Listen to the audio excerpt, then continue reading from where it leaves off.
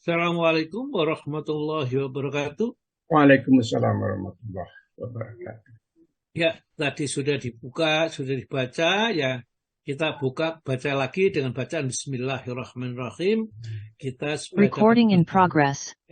Alhamdulillah, kita langsung aja masuk membaca Al-Quran. Bu Marlinawati, dokter ya, Bu Dokter ya yang baca hari ini. Ya, betul Pak Ustaz. Monggo silakan langsung aja baca dulu. Monggo Bu Marlina. Baik Ustaz. Assalamualaikum warahmatullahi wabarakatuh. Waalaikumsalam warahmatullahi wabarakatuh. Surah Ibrahim ayat 1-4. A'udzu billahi minasy syaithanir rajim.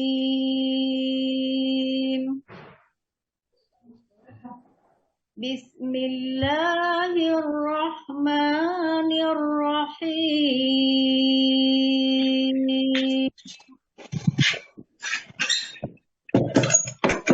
Alif Lam Ra. Kitabun anzalnahu ilaika litukhrijan nasa minaz zulumati ilan nuri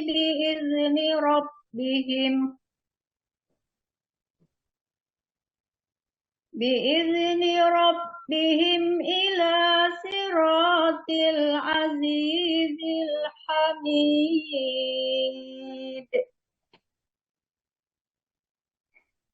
Allahilladzi lahu ma fis samawati wa ma fil ardh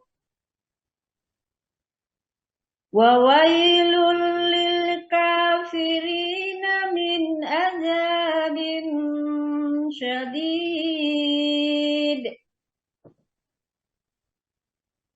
Alladzina yastahibbuna al-hayatad dunya 'alal akhirah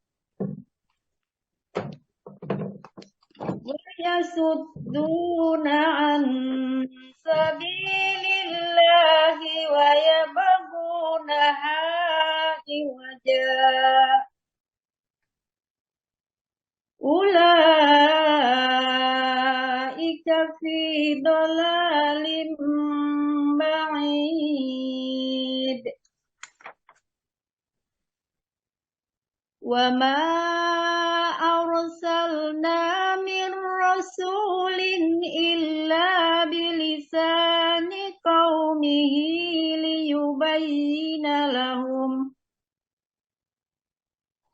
Fayudillullahu man yasha'u wa yahdi man yasha' wa huwal azizul hakim.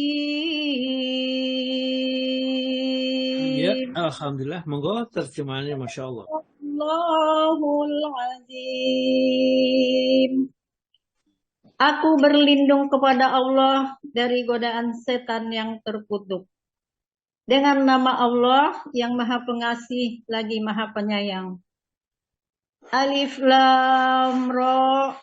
Ini adalah kitab yang kami turunkan kepadamu Muhammad, agar engkau mengeluarkan manusia dari kegelapan kepada cahaya terang benderang dengan izin Tuhan, yaitu menuju jalan Tuhan yang Maha Perkasa, Maha Terpuji.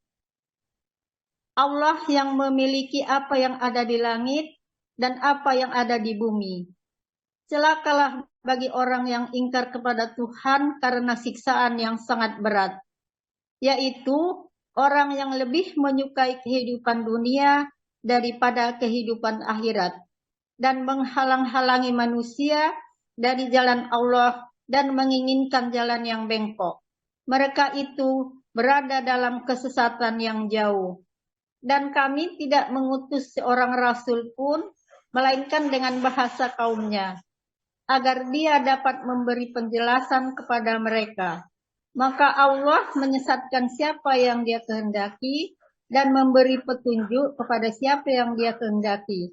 Dia yang Maha Perkasa, Maha Bijaksana, Maha benar Allah dengan segala firman-Nya. Assalamualaikum warahmatullahi wabarakatuh. Waalaikumsalam warahmatullahi wabarakatuh. Terima kasih banyak Bu Marlinawati ya, bacaannya sudah bagus sekali menurut saya ya. Jadi bagus sudah ya, lagunya juga enak didengar. Di samping bacaannya benar, lagunya itu enak. Jadi kadang-kadang kita itu kalau lagu-lagu itu kan karunia Allah ya. Ya saya ngotot-ngotot aja tidak bisa kita lagunya lagunya balik lagi. Kalau mendengarkan itu seolah-olah saya bisa baca tapi ya nggak bisa lagi. Baiklah, nah mari kita kaji ini. Surat Ibrahim ini isinya luar biasa sekali. Nanti kalau kita suatu saat kita baca tafsirnya surat Ibrahim ini, di awal-awal sudah menunjukkan bahwa Al-Quran yang diturunkan oleh Allah yang Maha Perkasa dan Maha Bijaksana ini tujuannya adalah untuk ya, mengeluarkan atau untuk menghilangkan kekafiran, kesyirikan, kebodohan, kejahilan, menuju kepada cahaya yang terang benderang, maksudnya kepada tauhid, kepada ilmu, dan tidak kepada kejahilan. Ya. Jadi alif, lam, ra, ini 3 huruf ilmu qata'ah seperti ini. Kita tidak menerjemahkan, meskipun ada beberapa banyak ulama yang mencoba menerjemahkan, karena setiap ayat Al-Quran adalah mempunyai arti. Namun, kebanyakan para ahli tafsir mengatakan kita serahkan kepada Allah. Kitab ini, yaitu kitab Al-Quran ini,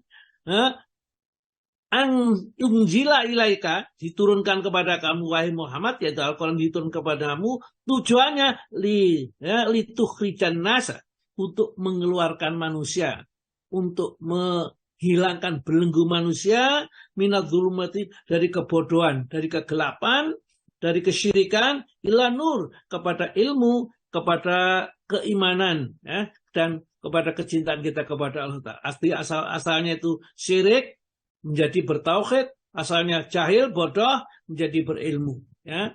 Karena kegelapan itu orang-orang yang syirik, munafik, kafir, bermaksiat itu semua dijuluki orang-orang yang dalam kegelapan. Sedangkan nur, cahaya, itu adalah ilmu juga, terang benderang, ajaran-ajaran agama kita.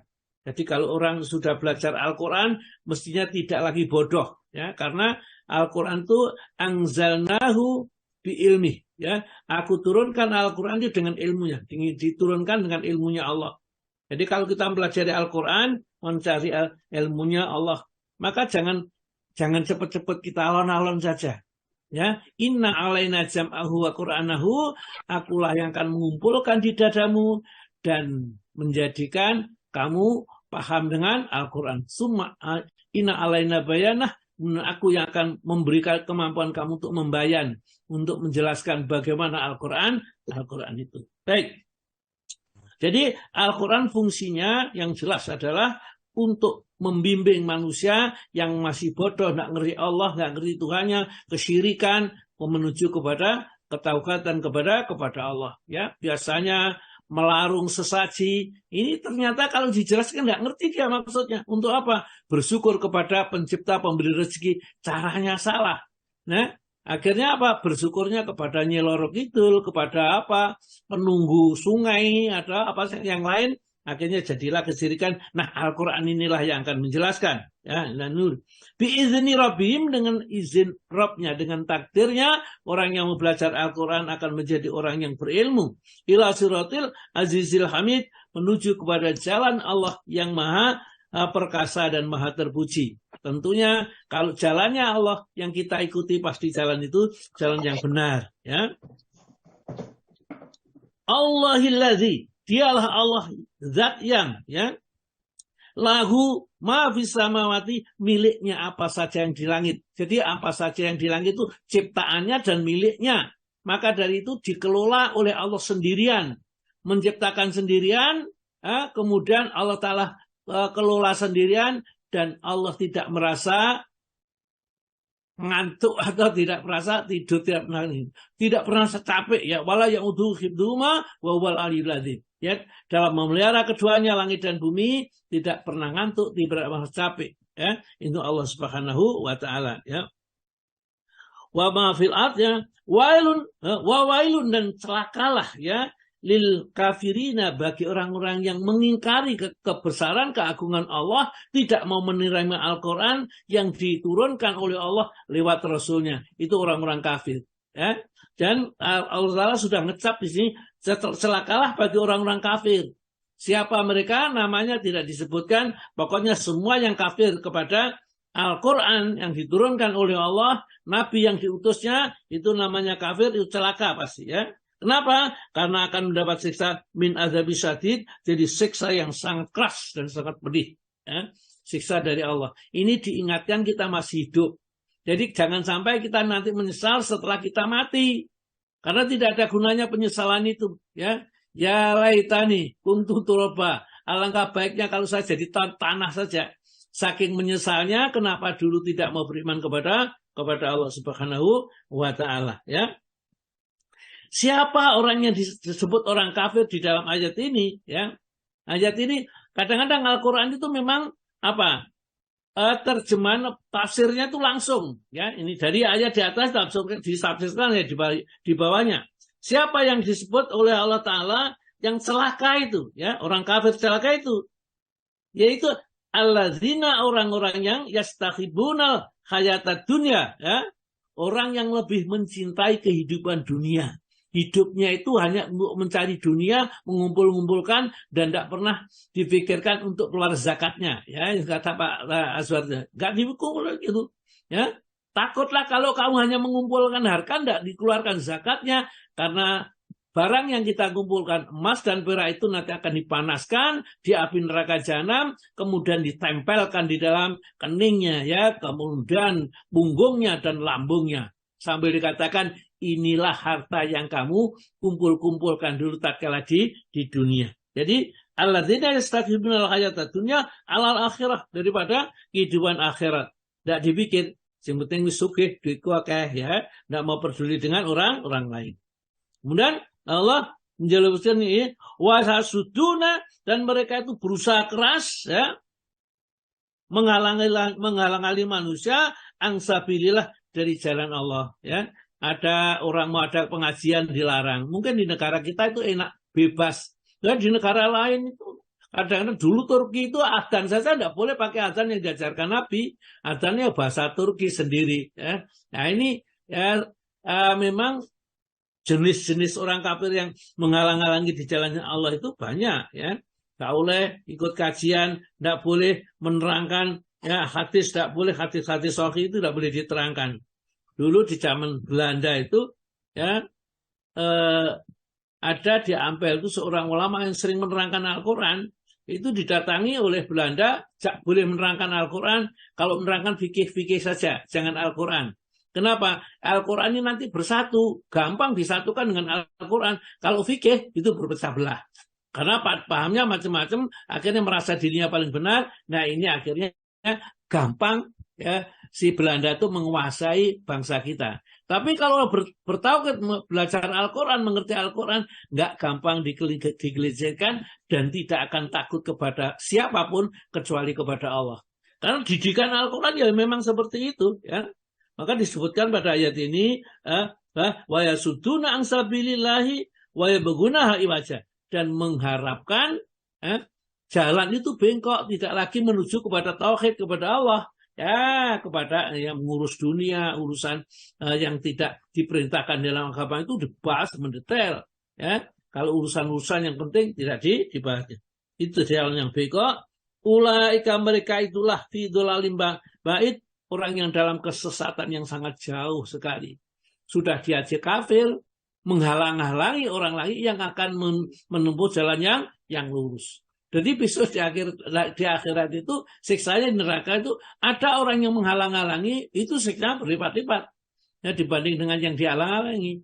Bahkan mereka yang mengikuti itu nanti akan protes kepada yang diikuti. Ya, protesnya apa? Ya, minta diringankan siksanya itu, ternyata tatkala aku jadi pengikutmu, ini hasilnya masuk neraka. Maka dapatkah kau meringankan siksa ini meskipun barang sejenak saja, ya? Mereka tatkala diminta pertanggungjawaban itu, apa jawab mereka? Qalu, mereka menjawab, lau hadanallahi. Seandainya Allah itu memberi petunjuk kepadaku, lah hadainakum, kamu dapat petunjuk. Sekarang ternyata saya ajarkan itu salah. Sawaun alaina. Sama saja kami ini, ya. Kamu dengan saya sama, ya. Ajazina, apakah kita mengeluh, amsobarna, atau tetap sabar di dalam neraka itu, malana mimahis, kami tidak akan pernah bisa keluar dari neraka ini. Ini surat Ibrahim ayat yang ke-21. Nanti silakan di sana baca itu. Ada juga di dalam surat nomor 40 ayat yang ke-47, ya. Sama saja. Mau nanti juga surat Al-A'raf 38, 39 dan seterusnya itu ya menerangkan hal seperti itu, ya. Nah, kemudian pada ayat berikutnya itu Allah menjelaskan setiap rasul itu diturunkan oleh Allah kepada kaumnya dengan bahasa kaum itu sendiri. Sehingga mudah sekali dipahami. Seperti Rasulullah diutus di kaumnya, kaum bangsa Arab, bahasanya Arab. Ya. Maka dari itu bukan berarti nanti bahasanya Allah itu bahasa Arab sehingga misalnya orang Indramayu itu tidak ngerti, ya, tatkala nanti ditanya oleh Allah karena pertanyaannya bahasa Arab, dulu nggak belajar bahasa Arab, bukan begitu.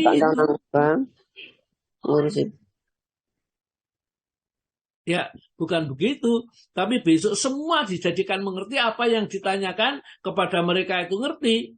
Tapi mereka memang tidak bisa menjawab pertanyaan itu. Wa ma arsalna min rasulin, dan tidaklah kami mengutus seorang rasul itu ila, ya, kecuali bilisani qaumihi, dengan bahasa kaumnya, ya. Ini semua rasul seperti itu. Apa tujuannya? Liyubayyinna lahum, untuk menjelaskan kepada mereka, ya, tentang syariat, tentang tauhid, tentang yang lain, untuk supaya mereka dijelaskan tentang tauhid, liyubayyinna lahum, ya. Tatkala mereka mendapat penjelasan itu, ada yang menerima Rasul, ada yang menolak Rasul, ya.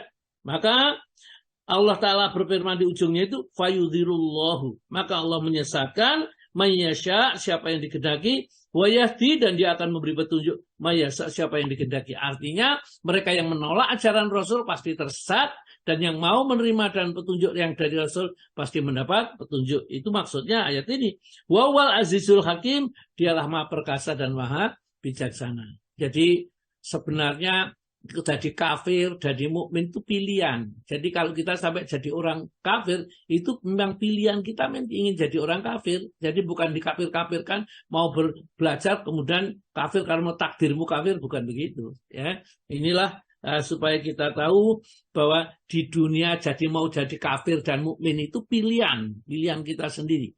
Silakan kita mau kafir, silakan kamu jadi mukmin. Famang sya'afal yu'min, famang sya'afal yakfur. Kalau kamu ingin jadi orang mukmin silakan, jadi orang kafir silakan. Allah enggak keberatan.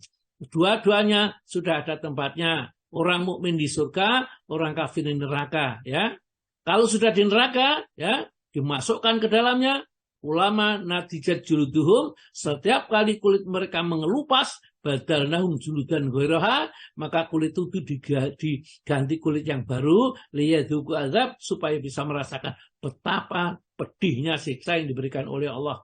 Jadi ini dari ayat itu ya disebutkan bahwa ternyata yang menyebabkan sakit itu kulit, ya, kulit itu sampai 3 lapis, ya, dalam ini lapisan pertama, kedua sampai ketiga masih sakit, berikutnya tadi sudah tidak sakit.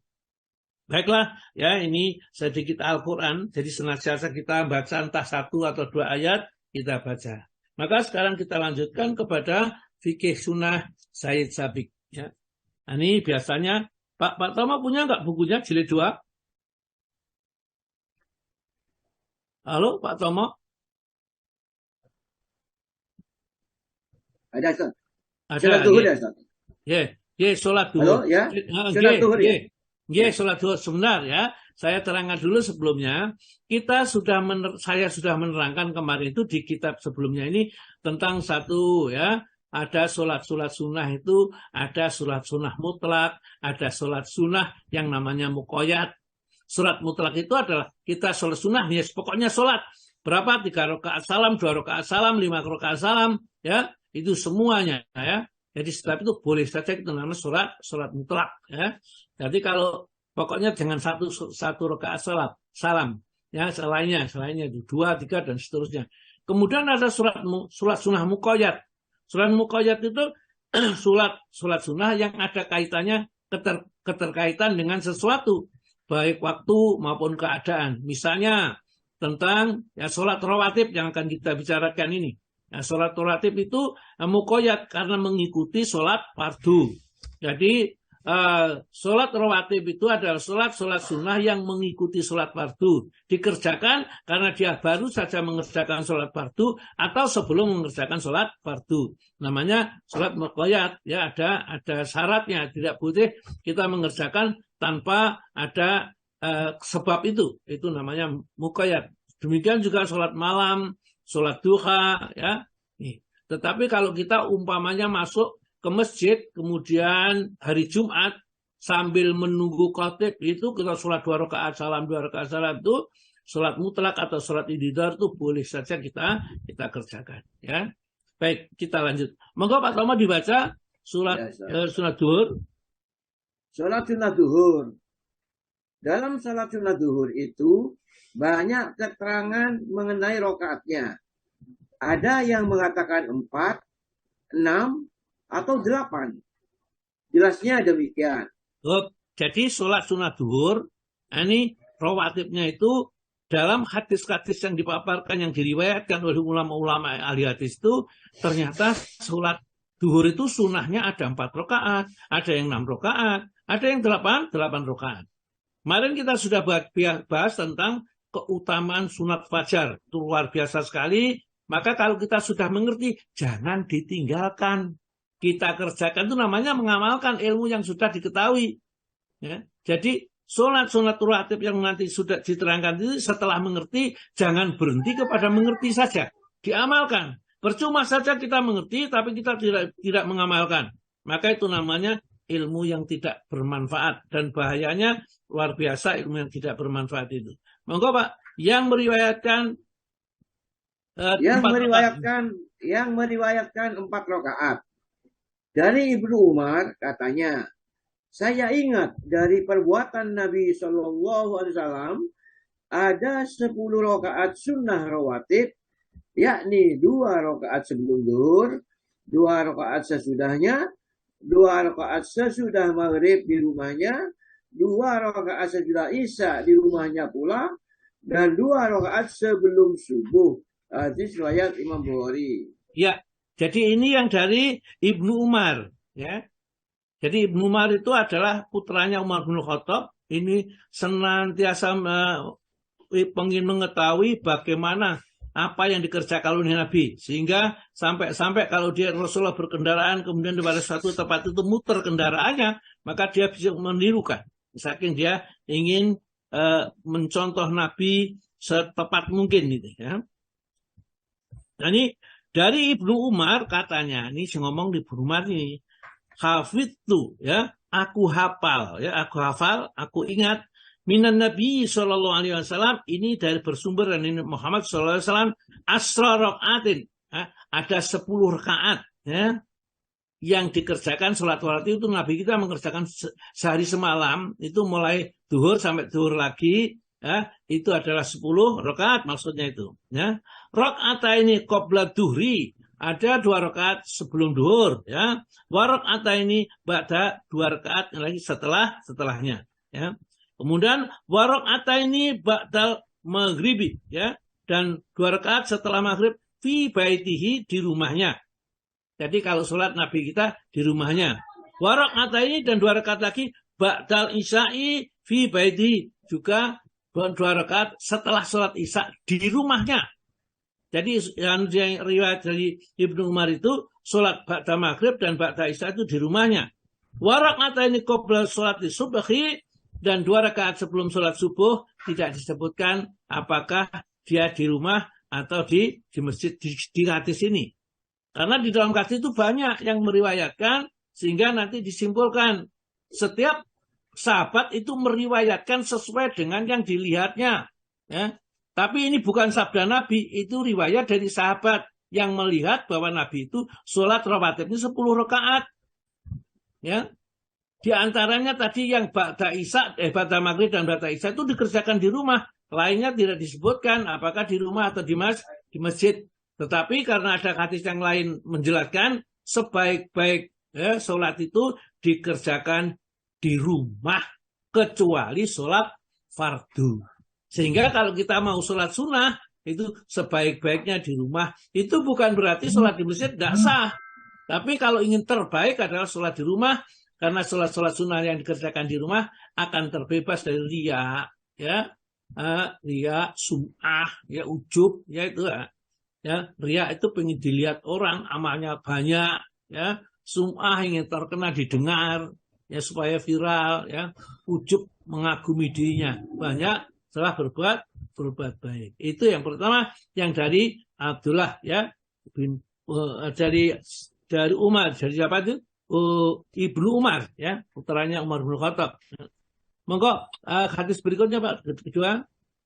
Dari Mughirah bin Sulaiman katanya, saya mendengar Ibnu Umar berkata, Rasulullah SAW itu tidak pernah meninggalkan 2 rakaat sebelum zuhur, 2 rakaat sesudahnya, 2 rakaat sesudah maghrib, 2 rakaat sesudah isya, dan 2 rakaat sebelum subuh.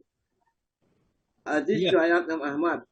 Ya, jadi ini tidak jadi diterangkan dari kedua ini bahwa setelah maghrib dan setelah isya itu dikerjakan di rumah. Ya, ini sesuai dengan apa yang didengarkan dan diriwayatkan sendiri.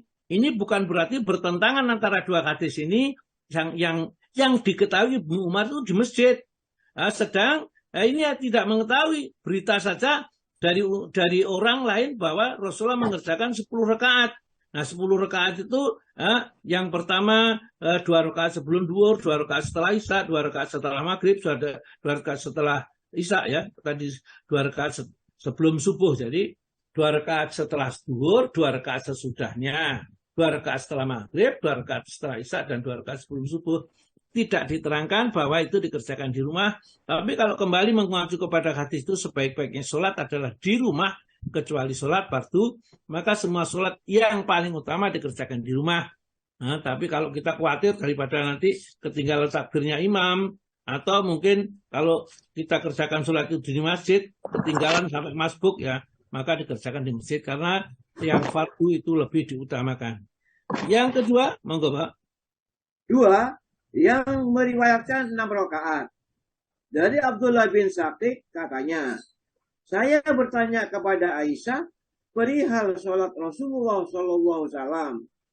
Beliau berkata bahwa Nabi SAW bersolat 4 rakaat sebelum zuhur dan 2 rakaat sesudahnya.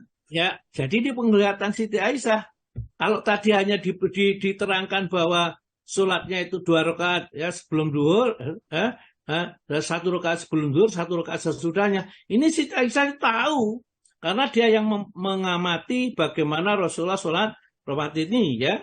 Sa'altu, aku bertanya, ini dari Abdullah bin Syaqiq, ya.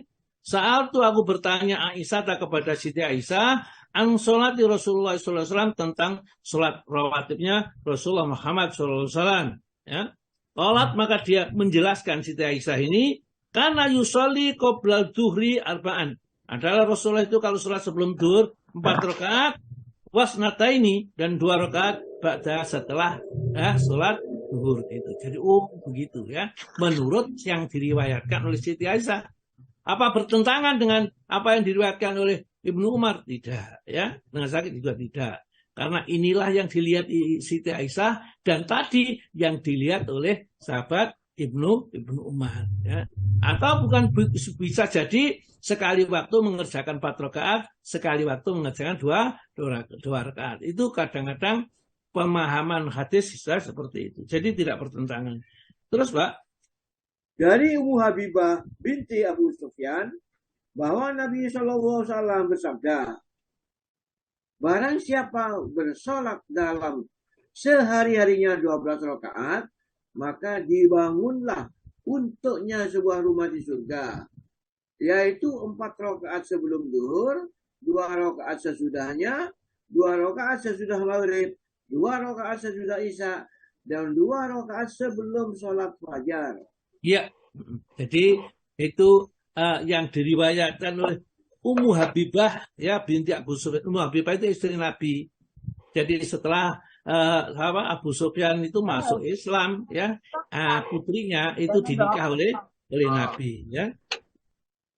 Dia cerita ya bahwa man sholat fi yaumin barang barang siapa yang sholat fi yaumin wa lailatin sehari semalam asnata asyarah atau asyarata barang siapa yang sehari semalam itu sholat 12 rakaat ya bunyalahu baitun dibangunkan baginya rumah fil jannah di surga.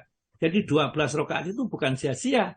Itu yang menyebabkan mereka masuk surga, dan di surga itu ada rumah yang khusus ya, rumah yang sangat indah yang tidak pernah ia miliki tatkala di dunia. Siapapun meskipun orang paling kaya sekalipun ini. Ya. Yaitu kerinciannya adalah kata Ummu Habibah ini arba'an 4 qoblal duhri 4 rakaat sebelum duhur, wa raka'ataini ba'daha dan 2 rakaat setelahnya ya. Wa raka'ataini ba'da maghrib 2 rakaat setelah maghrib, wa raka'ataini ba'da isya 2 rakaat setelah isya, wa raka'ataini qabla sholatil fajri ya, dan 2 rakaat sebelum sholat subuh 12 rakaat. Jadi kalau bisa kita ya boleh mengambil yang pertama, yang kedua juga boleh, tidak masalah. Tapi enaknya kalau kita milih tentunya ya pilih aja yang 12. Hanya saja 12 itu 12 rakaat harus istiqomahnya itu yang berat ya, yang istiqomah. Kalau sekali aja sampai kita dipanggil Allah ya, kita tetap mengerjakan 4 ya rakaat sebelum zuhur, 2 rakaat sesudahnya.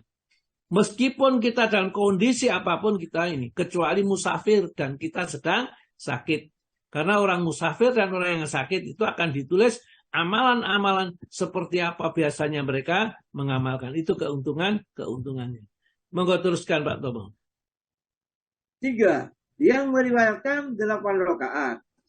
Dari Ummu Habibah katanya, Rasulullah Shallallahu Alaihi Wasallam bersabda, barang siapa bersolat 4 rakaat sebelum zuhur dan 4 rakaat pula sesudahnya, maka Allah mengharamkan dagingnya dari api neraka. Ya, ini siapa ditawari sama Nabi itu, siapa yang mampu kepingin ya, dianya terbebas dari sentuhan api neraka, ini sholatlah 4 rakaat sebelum zuhur dan kemudian sholat lagi 2 rakaat setelahnya. Mang sholat arba'an, barang siapa sholat 4 rakaat qabla dhuhri sebelum zuhur, wa arba'an dan 4 rakaat lagi ba'da setelah zuhur, haramallahu, Allah telah mengharamkan lahmahu, dagingnya alanar atas api neraka. Jadi tidak tersentuh api neraka ya.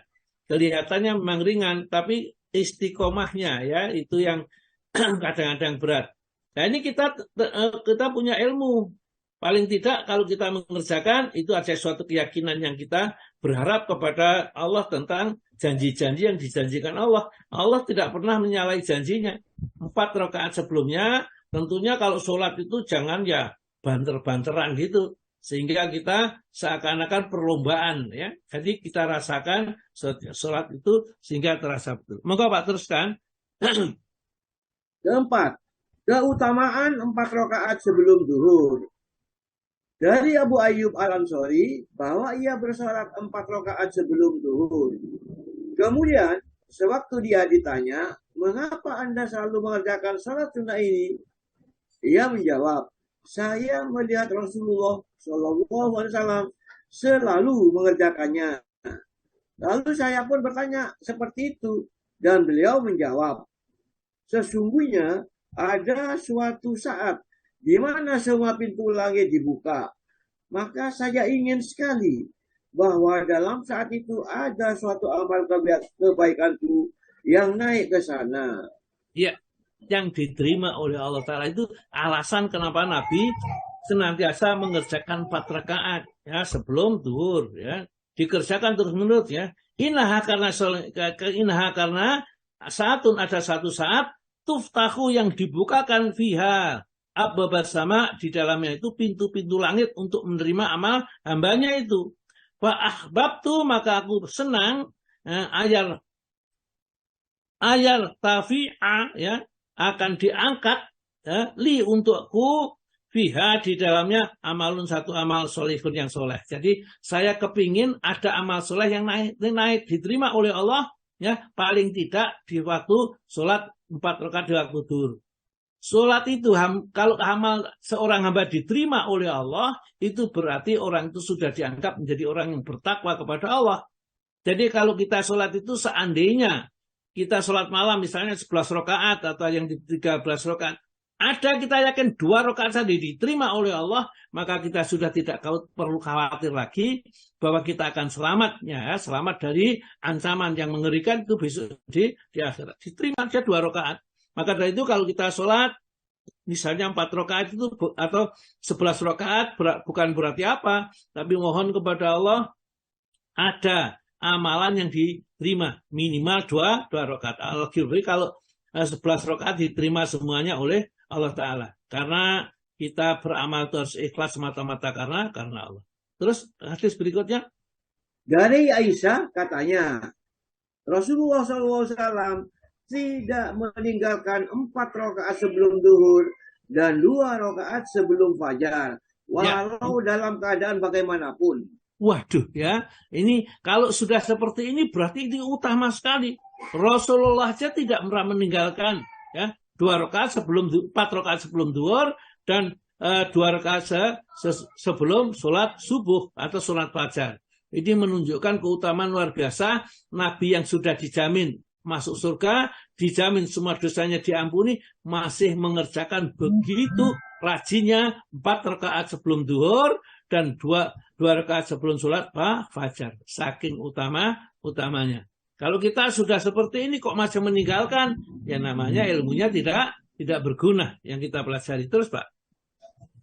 Diriwayatkan pula dari Aisyah bahwa Nabi SAW bersolat 4 rakaat sebelum duhur dengan memanjangkan berdiri di dalam ke-4 rakaat itu, serta membaguskan pula rukuk dan sujudnya. Ya, jadi kalau rukuknya betul-betul kayak lurus punggungnya, demikian tatkala sujud juga lurus punggungnya. Jadi lurus artinya lurus seperti orang yang sana nunggu itu lurus. Kakinya itu 2 tumitnya itu berimpit, kemudian ujung jari kakinya, kaki kanan dan kaki kiri itu ditekuk itu, ya. Benar sujud ditempelkan, ya. Setelah tomakninah sempurna, baru dia baca bacaan sujud. Demikian juga tatkala rukuk dan seterusnya. Itu Rasulullah membaguskan karena ini diharapkan amal yang diterima oleh Allah Subhanahu wa Ta'ala. Terus Pak. Antara hadis riwayat Ibnu Umar yang menjelaskan bahwa beliau Nabi SAW itu bersolat 2 rakaat sebelum duhur, dan hadis-hadis yang lain bahwa dikerjakannya 4 rakaat, sebenarnya tidak ada pertentangan karena masing-masing melihatkan apa yang dilihatnya sendiri-sendiri. Terus Hafidz berkata dalam kitab Al-Fath bahwa sebaiknya kedua macam hadis itu ditafsirkan dalam 2 keadaan, yakni kadang-kadang beliau mengerjakan 2 rakaat, kadang-kadang 4 rakaat. Ada pula sebagian ulama yang berpendapat bahwa kedua macam hadis itu dianggap bahwa apabila beliau sedang ada di masjid, maka dikerjakannya yang pendek, yaitu 2 rakaat. Sedang apabila di rumah, dikerjakannya 4 rakaat. Ya, jadi begitulah ya. Jadi penjelasan berikutnya kita bisa baca sendiri. Lanjutkan mengqadha kedua sholat sunnah duhur. Mengqadha kedua sholat sunnah duhur. Dari Aisyah bahwa Nabi SAW jikalau ketinggalan sholat 4 rakaat sebelum duhur, maka dikerjakannya sesudah duhur.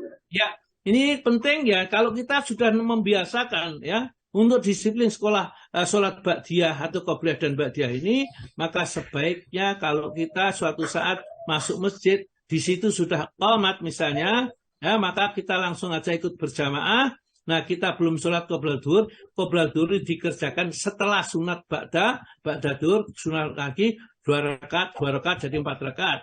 Jadi berarti setelah sholat duhur itu kita sholat 6 rakaat. Itu kalau ketinggalan, ya, karena bisa diganti di sana. Terus, Pak. Ibnu Majah meriwayatkan pula dari Aisyah, katanya Rasulullah SAW itu apabila ketinggalan salat sunnah 4 rakaat sebelum duhur, maka dikerjakannya sesudah mengerjakan sholat 2 rakaat sehabis duhur. Iya, terus? Perlu diketahui bahwa sholat-sholat sunnah rawatib sebelum sholat fardu itu waktunya terus berlangsung sampai habisnya waktu sholat fardu yang bersangkutan. Uraian Jadi, di Pak, atas ya. Monggo terus. Uraian di atas itu adalah yang berkenaan dengan qada sholat sunnah rawatib qobliyah atau sebelum fardu. Adapun yang berkenaan dengan qada sholat rawatib ba'diyah sesudah fardu, maka dapatlah dikemukakan sebuah hadis yang diriwayatkan oleh Imam Ahmad dari Ummu Salamah, katanya. Ya. Jadi begini, kalau qobliyah tadi ya sudah jelas ya kita kerjakan setelah sholat duhur. Bagaimana kalau sholat yang dikerjakan tadi ba'diyah? Jadi misalnya ba'diyahnya nggak nutup kita, misalnya sholat ketinggalan sepur atau apa ya, kita naik kendaraan, mungkin ya mau pergi kemana sajalah ditinggal. Kalau kita sholat ba'diyah, maka bisa nanti dikerjakan setelah sholat berikutnya, ya. Maka terus gini, baca hadisnya, Pak. Rasulullah SAW bersalat duhur, kemudian kedatangan harta. Maka beliau pun duduk membagi-bagikan harta itu, sehingga terdengarlah suara muadzin untuk sholat asar. Kemudian beliau mengerjakan sholat asar, dan setelah selesai, lalu kembali ke rumahku. Karena hari itu adalah gilirannya di tempatku. Rasulullah SAW terus bersalat 2 rakaat yang ringan sekali. Maka saya pun bertanya, sholat apakah 2 rakaat tadi, wahai Rasulullah? Apakah Anda menerima perintah baru? Maka Rasulullah SAW bersabda, tidak, ini hanya sebagai ganti kedua rakaat yang biasa saya kerjakan sesudah duhur. Tadi saya sedang sibuk membagi harta, sampai datanglah waktu asar. Maka saya tidak suka meninggalkan 2 rakaat tadi. Ya, jadi Rasulullah itu padahal setelah sholat asar kan tidak boleh sholat. Nah ini ternyata Rasulullah sholat. Nah sholatnya itu bukan sholat ba'da asar, tapi dia sholat duhur. Tadi ba'da duhur yang tidak sempat dikerjakan karena dia membagi harta. Tatkala harta ghanimah datang, tentunya yang bagi Rasulullah. Sedang Rasulullah belum sholat ba'diyah, langsung dibagikan kepada para sahabat yang sudah sangat menunggu ya tentang harta yang diterima dari ghanimah ini. Begitu selesai, sudah langsung ada adzan asar. Maka Rasulullah selesai sholat asar berjamaah dengan para sahabat. Kemudian setelah pulang, maka untuk kata Ummu Salamah, dia tatkala di situ sholat 2 rakaat yang ringan. Kaget sih Ummu Salamah ini, karena apa? Rasulullah sendiri melarang sholat setelah sholat asar. Sehingga ditanyakan apakah ada perintah baru, maka dijawab Nabi tidak ada perintah baru ya. Tetap aja seperti kemarin. Hanya saja saya kerjakan sholat ini, tadi saya ketinggalan sholatnya. Ya. Sholat duhur ketinggalan, sehingga dikerjakan, ba'da duhur itu dikerjakan setelah sholat asar. Dan ini diperbolehkan. Jadi kalau kita suatu saat mengalami kondisi seperti itu juga diperbolehkan. Sunat maghrib, monggo Pak. Sholat sunnah maghrib. Sesudah sholat maghrib, disunahkan melakukan sholat sunnah 2 rakaat sebagaimana tersebut dalam hadis Ibnu Umar bahwa Nabi SAW tidak pernah meninggalkannya. Jadi itu sudah ada tadi, hadis-hadisnya sudah disebutkan di saat menyebutkan 10, 6 dan 8 rakaat untuk duhur. Berikut penjelasannya tadi. Maghrib 2 rakaat sudah disebutkan ya. Surat-surat yang dibaca sekarang. Surat-surat sunnah yang dibaca. Dalam sholat sunnah maghrib itu disunahkan membaca surat Qul ya ayyuhal kafirun sesudah Al-Fatihah dalam rakaat pertama dan surat Qul huwallahu ahad dalam rakaat yang kedua.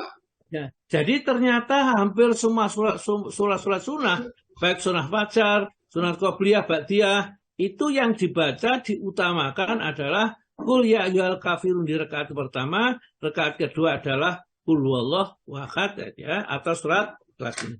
Maka terus dari Ibnu Mas'ud. Dari Ibnu Mas'ud katanya, rasanya tidak dapat saya hitung betapa seringnya saya mendengar Rasulullah SAW dalam kedua rakaat sholat sunnah sesudah sholat maghrib dan kedua rakaat sunnah sebelum fajar membaca Qul ya ayyuhal kafirun dan Qul huwallahu ahad. Ya, jadi itu sudah dijelaskan pada saat keutamaan sholat fajar dulu ya. Kita lanjut. Demikian pula disunahkan supaya sholat sunnah ini dikerjakan di rumah masing-masing berdasarkan sebuah hadis dari Mahmud bin Ubaid, katanya Rasulullah SAW mendatangi Bani Abdul Ashal. Di sana beliau bersolat maghrib dan terus pula sholat sunnah sesudah maghrib itu. Kemudian beliau bersabda, kerjakanlah kedua rakaat sesudah maghrib ini di rumahmu masing-masing. Ya, jadi sebaiknya karena diperintahkan untuk sholat sunnah itu dikerjakan di rumah. Kenapa? Supaya tidak nampak bahwa kita itu soalim begitu, sholatnya waduh banyak. Nanti ada orang yang memuji sholatnya banyak, kita jadi bangga. Karena kita bangga ini menjadilah luntur pahala yang mestinya kita dapatkan dengan sempurna. Selain itu, monggo Pak. Selain itu, juga ada keterangan yang lain yang menjelaskan bahwa beliau sallallahu alaihi wasallam selalu bersolat sunnah sesudah maghrib di rumahnya. Ya, tadi hadis pertama yang diriwayatkan Ibnu Umar adalah menerangkan seperti itu. Sunat Isya. Salat sunnah Isya sudah dijelaskan di muka beberapa hadis yang menerangkan sunnah salat 2 rakaat sesudah Isya itu. Maka di sini tidak perlu kita ulangi lagi. Jadi sudah ada, kita baru sholat sunat bukan muakkad, monggo Pak. Sholat sunnah bukan muakkad. Uraian yang dibuka itu adalah mengenai sholat sunnah rawatib yang muakkad, yakni diperkuat serta dianjurkan betul-betul melakukannya. Di samping itu masih ada lagi sunnah rawatib yang sifatnya bukan muakkad. Jadi anjuran mengerjakannya tidaklah begitu diperkuat. Ya, dan jadi ini perinciannya. 1. 2 rakaat, 4 rakaat sebelum asar. Banyak hadis mengenai soal ini, tetapi jadi buah perbincangan hanya karena banyaknya jalan, maka yang sebagian dapat menguatkan yang lain. Di antaranya ada hadis dari Ibnu Umar. Katanya, Rasulullah SAW bersabda, Allah merahmati seseorang yang mengerjakan sholat sunnah sebelum asar 4 rakaat.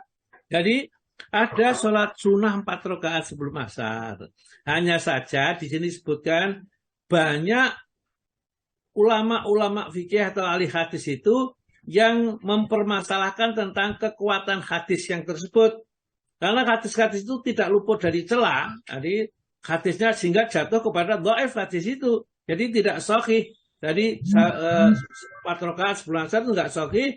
Namun karena banyak jalan, ya dianggapnya lah oleh sebagian ulama yang lain, hadisnya itu akan naik derajatnya 1 tingkat menjadi hasan li ghairi. Ya, karena hadis dhaif yang dibangun oleh banyak sekali riwayat, maka naik derajatnya hasan li ghairi. Hasan karena yang bantuan yang lain. Sehingga boleh kita mengamalkannya. Ya.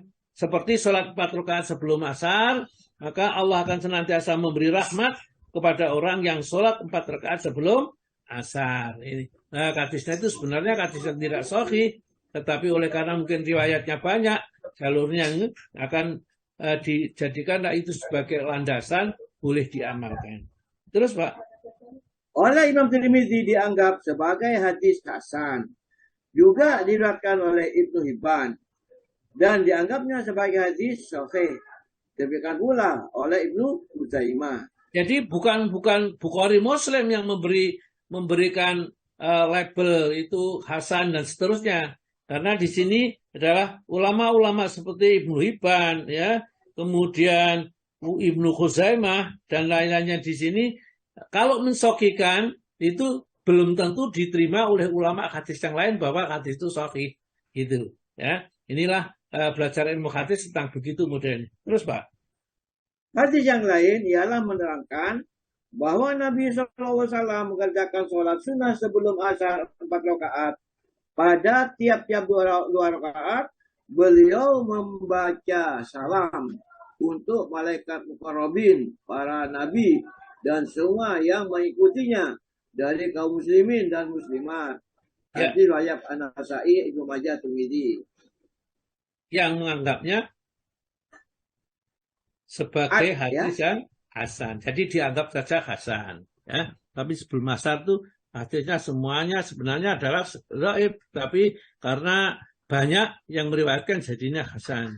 Adapun menyingkat, ya, monggo Pak. Adapun menyingkat sunnah sebelum asar itu menjadi 2 rakaat saja, maka dalilnya ialah umumnya Nabi SAW yang berbunyi di antara 2 adzan itu ada sholat sunnah.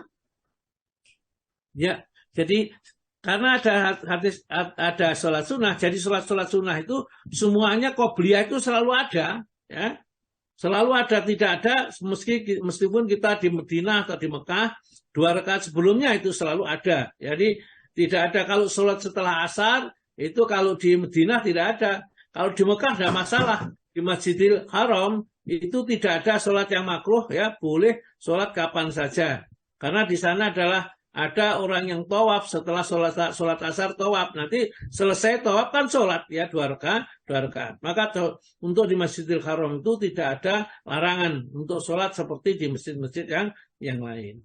Terus Pak. 2 rakaat sebelum maghrib.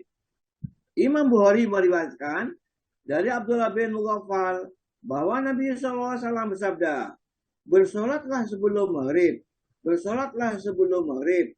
Dan pada kali ketiga beliau bersabda, bagi siapa yang suka.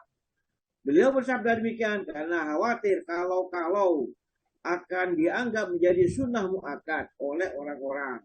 Ya, jadi kan nanti berat. Kalau muakkad kan mereka jadi berat. Jadi siapa kalau mau sholat 2 rakaat sebelum monggo silakan. Maka dari itu kalau kita di masjid kita umpamanya, ya, yang terbiasa tidak ada sholat qoblal maghrib, ya tidak apa-apa, ya, memang langsung sholat maghrib itu. Hanya saja sholat qobliyah itu sambil menunggu jamaah yang lain supaya jamaah-jamaah itu kumpul, ya, sehingga sholat berjamaah bisa dilakukan dengan banyak orang. Terus Pak. Juga diriwayatkan oleh Imam Muslim dari Ibnu Abbas, katanya, kami bersolat 2 rakaat sebelum maghrib dan Rasulullah SAW melihat perbuatan kami itu, tetapi tidak menyuruh dan tidak pula melarangnya. Hafiz berkata dalam kitab Al-Fath bahwa dalil-dalil yang tersebut itu adalah menunjukkan keutamaan meringankan sunnah sebelum maghrib tadi, sebagaimana juga sholat sunnah fajar. Iya, ya, itulah sementara yang bisa dibahas pada hari ini. Baiklah, ya, kita tutup dulu, ya. Kemudian tanya jawab, bagi mereka yang ingin melanjutkan tanya jawab, monggo nanti ada sesi ketiga. Monggo saya kembalikan kepada Pak Azwar.